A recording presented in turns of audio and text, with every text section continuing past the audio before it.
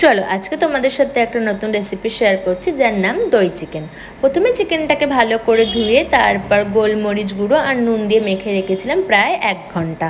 তারপর চিকেনটাকে ভালো করে একটু ভেজে নিলাম যাতে আষ্টে গন্ধটা চলে যায়। কড়াইতে তেল দিয়ে শুকনো লঙ্কা ফোড়ন আর দিয়ে দিলাম হচ্ছে পেঁয়াজ কুচি। পেঁয়াজটাকে ভালো মতো একটু ভেজে তারপর দিয়ে দিলাম রসুন বাটা।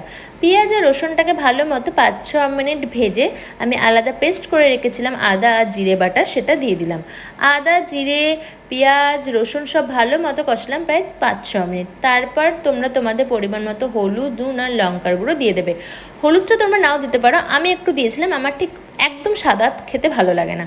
তারপরে কি এই উপকরণটাতে যেটা মেন জিনিস লাগবে, কাজু বাদাম আর টক দই পেস্ট, সেটা আমি আলাদা করে রেখেছিলাম, তো সেটাও আমি দিয়ে দিলাম। তারপর ভালো মতো কষালাম। তারপর আমি আমার ভাজা চিকেনটাকে দিয়ে দিলাম। তো প্রায় 15-20 মিনিট তো অবশ্যই ভালো মতো চিকেনটাকে তোমরা অবশ্যই কষাবে।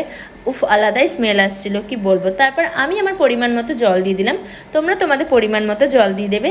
তারপরে লাস্টে গরম মশলার গুঁড়ো দিয়েই নামিয়ে নিলাম। হ্যাঁ, জলটা তোমরা তোমাদের পরিমাণ মতো দিও, যারা শুকনো শুকনো খেতে ভালোবাসো তারা অল্প জল দিও। তো আমার তো দই চিকেন হয়েই গেছে। রোজ একঘেয়ে চিকেন কষা ছেড়ে এইটা তোমরা ট্রাই করতে পারো, আশা করি ভালোই লাগবে। চলো টাটা।